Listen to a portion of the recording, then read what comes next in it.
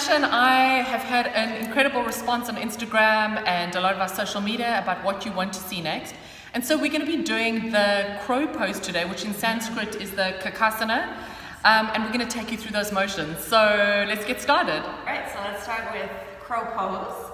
Walk your hands a little bit closer towards your feet so that you're in the center of your mat. And start to walk your feet towards your hands. Come really high onto your feet, so you're on the ball mounts of your feet, and start to plant your hands into the ground, really squeezing your knuckles. So the four corners of your hands are really placed on the mat.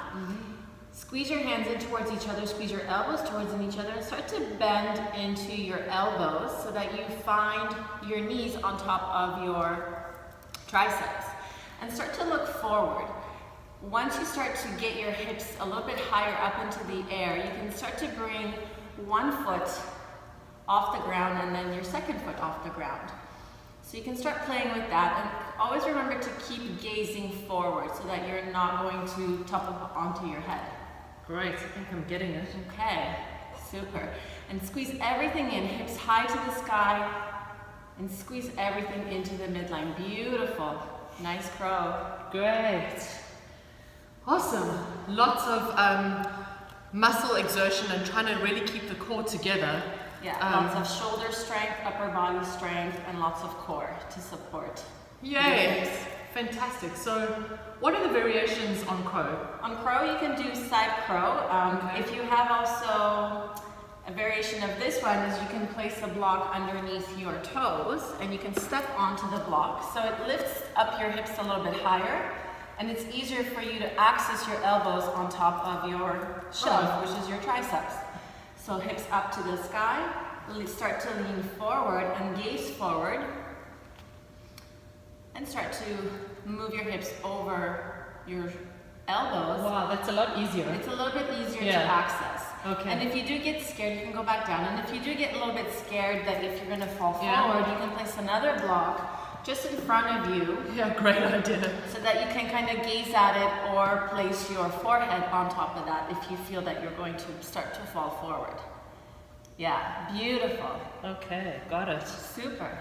Great. So, what if I want to move from crow into plank or into another pose?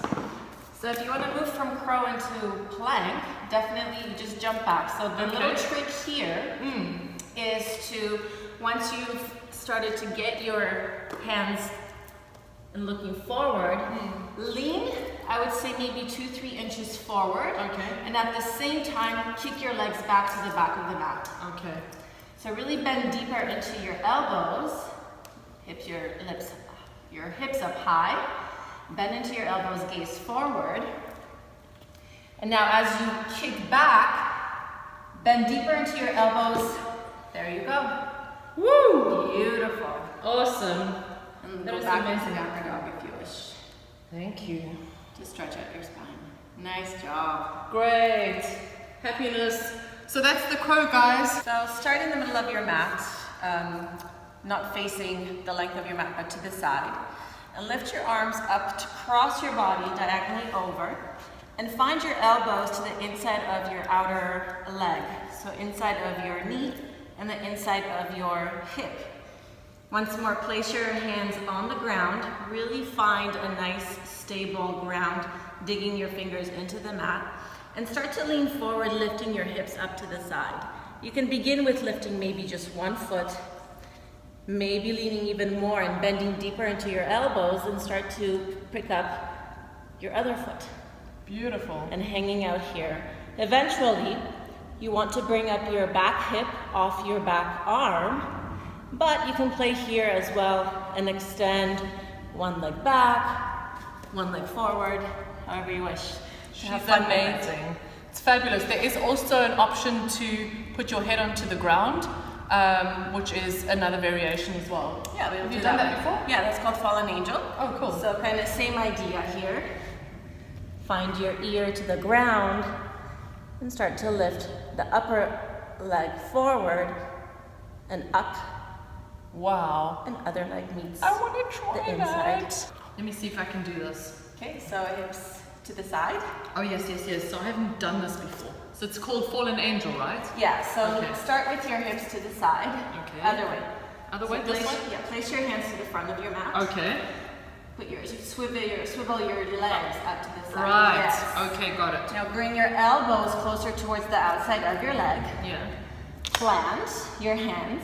Start to bend into your elbows and find your ear onto the ground. You can still keep your feet on the ground. Wow. Beautiful. So you've got your head that's really supporting you. Yeah. Now extend your left leg all the way up to the sky and try to bring your other foot to the inside of your upper leg. Beautiful. See? Yo. Beautiful. Oh my word. Easy. Yay. I have to be honest with you. The first time I did crow, I fell so many times and it took me a long time to get to this point. And it's really about being kind to yourself. There's really no point in pushing yourself to be an Olympian. That's not what yoga is about. This is really about where you're at. So my suggestion to you is just start with the baby steps. Really start with the blocks. Use all the things that are going to help you, but it is really the most amazing thing to accomplish. I think for me it was about a lot to do with my headspace. So good luck with your crow. Let us know how it goes.